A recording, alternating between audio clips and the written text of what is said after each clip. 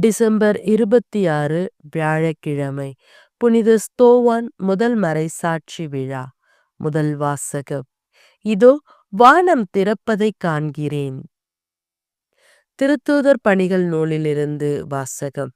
அந்நாட்களில் ஸ்தோவான் அருளும் வல்லமையும் நிறைந்தவராய் மக்களிடையே பெரும் அரும் செயல்களையும் அரும் அடையாளங்களையும் செய்து வந்தார். அப்பொழுது உரிமையடைந்தோர் எனப்படுவோரின் தொழுகை கூடத்தை சேர்ந்த சிலரும் சீரேன் அலெக்சாந்திரியா நகரினரும் சிலிசியா ஆசியா மாநிலத்தவரும் ஸ்தாவோனோடு வாதாடத் தொடங்கினர். ஆனால் அவரது ஞானத்தையும் தூய ஆவி வாயிலாக அவர் பேசிய வார்த்தைகளையும் எதிர்த்து நிற்க அவர்களால் இயலவில்லை.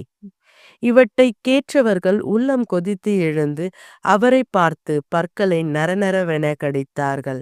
அவரு தூய ஆவியின் வல்லமையை நிறைவாய் பெற்று வானத்தை உற்று நோக்கினார். அப்பொழுது கடவுளின் மாட்சியையும் அவர் வலப்பக்கத்தில் இயேசு நிற்பதையும் கண்டு, இதோ வானம் திறந்து இருப்பதையும் மானிட மகன் கடவுளது வலப்பக்கத்தில் நிற்பதையும் காண்கிறேன் என்று கூறினார். ஆனால் அவர்கள் தங்கள் செவிகளை அடைத்து கொண்டு பெரும் கூச்சலிட்டு ஒருமிக்க அவர் மேல் பாய்ந்தார்கள். நகரத்துக்கு வெளியே இழுத்து கொண்டு போய் அவர் மேல் கல்லெறிந்தார்கள். சாட்சிகள் தங்கள் மேலுடைகளை சவுல் என்னும் இளைஞரிடம் ஒப்படைத்தார்கள். அவர்கள் ஸ்தோவான் மீது கல்லெறிந்த பொழுது அவர், ஆண்டவராகிய இயேசுவே, எனது ஆவியை ஏற்றுக்கொள்ளும் என்று வேண்டிக் கொண்டார். பின்பு முழந்தாள் படியிட்டு உரத்த குரலில், ஆண்டவரே, இந்த பாவத்தை இவர்கள் மேல் சுமத்தாதையும் என்று சொல்லி உயிர்விட்டார். ஆண்டவரின் அருள்வாக்கு. இறைவா உமக்கு நன்றி. நற்செய்தி வாசகம். ஆளுநர்களிடமும் அரசர்களிடமும் யூதர்கள் முன்னும் பிற இனத்தவர் முன்னும் சான்று பகர்வீர்கள். மத்தேவு எழுதிய தூய நற்செய்தியிலிருந்து வாசகம்.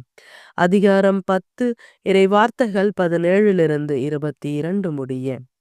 அக்காலத்தில் இயேசு தம் திருத்தூதர்களுக்கு கூறியது, எச்சரிக்கையாக இருங்கள், ஏனெனில் மனிதர்கள் உங்களை யூத சங்கங்களிடம் ஒப்புவிப்பார்கள்.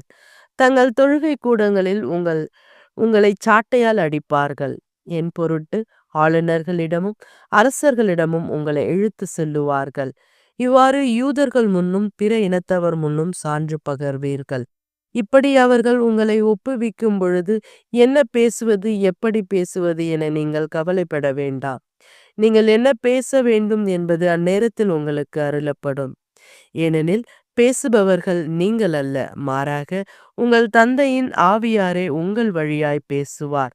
சகோதர சகோதரிகள் தம் உடன் சகோதர சகோதரிகளையும் தந்தையர் பிள்ளைகளையும் கொல்லுவதற்கென ஒப்புவிப்பார்கள். பிள்ளைகள் பெற்றோருக்கு எதிராக எழுந்து அவர்களை கொல்வார்கள். என் பெயரின் பொருட்டு உங்களை எல்லோரும் வெறுப்பர். இறுதி வரை மன உறுதியுடன் இருப்போரே மீட்கப்படுவர். ஆண்டவரின் அருள்வாக்கு. கிறிஸ்துவே உமக்கு புகழ்.